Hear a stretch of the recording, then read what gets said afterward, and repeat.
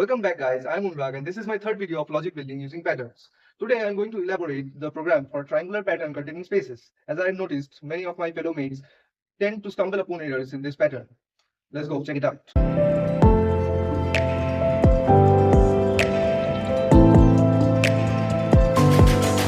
Today we will try a slightly advanced approach to generate this pattern. Let's first look at how many lines we need to print. 5 lines. Therefore, let's mark the lines from 0 to 4. And now take a loop from 0 to 4. Next we see how many columns should we need to print, which means how many elements including space and hashes are there in each line. So we now take a loop inside our previous loop. Now we are going to notice our pattern very closely. We come to see that in every line spaces are printed first and then the hashes. Another thing is the number of spaces is equal to the line number. If you notice, in line number 0 there are 0 spaces, in line number 1 there is 1 space, in line number 2 there is 2 spaces, and so on. So now we need to check that in every line whether the column number is less than the row number. If the column number is less than the row number, we print a space, else we print hash. If I take a look, the first row number is 0, so no column number is less than 0, therefore no space is printed. In the second row, the row number is 1. Therefore, for column number 0, which is lesser than 1, space is printed. For every other column number, hash is printed.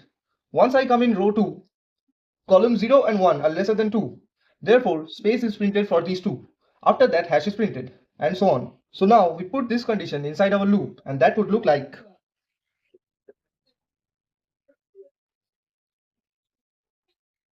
Thereby, we can close our J loop. Now notice that after printing every line, we need to move to the next line. What the J loop does is, it prints every line. So after completion of the J loop, we need to give an escape sequence to move the cursor into the next line. And hereby our code is complete. Last but not the least, as we have taken two new variables for our code I and j, we need to declare them. Now let's see whether our logic is correct by dry running our code. As we enter the code, the value of I is 0. We enter the J loop. The value of j is also 0. We enter inside. J is lesser than I. This condition is false. So space will not be printed. Instead, hash will be printed. So after printing hash, we enter the J loop again. J increases from 0 to 1. The condition is still false. So again hash is printed. Again we enter the loop. J's value is now 2. Like this, from 0 to 4, hash will be printed. After that, when j's value increases from 4 to 5, we exit the j loop, the cursor moves to the next line, and we re-enter the for loop of I. Next, the value of I changes to 1. We enter the loop again. J is equal to 0.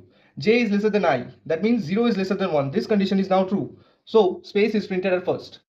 I am denoting the space by underscore. After that, j's value increases to 1. 1 is lesser than 1. Not true. Hash is printed. J increases to 2.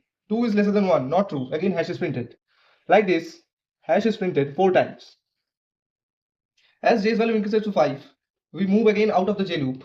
Cursor moves to the next line and we re-enter the I loop. Now i's value increases from 1 to 2. We enter the j loop again. Is 0 lesser than 2? Yes. So we print space. J's value increases to 1. Is 1 lesser than 2? Yes again. So we print space again. Now we increase j's value from 1 to 2. Is 2 lesser than 2? No. So hash is printed. J's value increases from 2 to 3. Is 3 lesser than 2? No. Again hash is printed. J increases to 4. Hash is printed. Now as j increases to 5, we exit the j loop, the cursor moves to the next line, we enter the I loop and the value of I changes to 3. We can already determine what will happen after this. Therefore, we can see that our logic is entirely correct. The correct pattern will be printed by using only 2 loops and 1 if-else condition. So guys, hope I was able to make you understand how we generate this pattern and how we dry run the logic behind it. If you find any mistakes in the video, please make sure to comment. I'll see you in my next video. Stay tuned.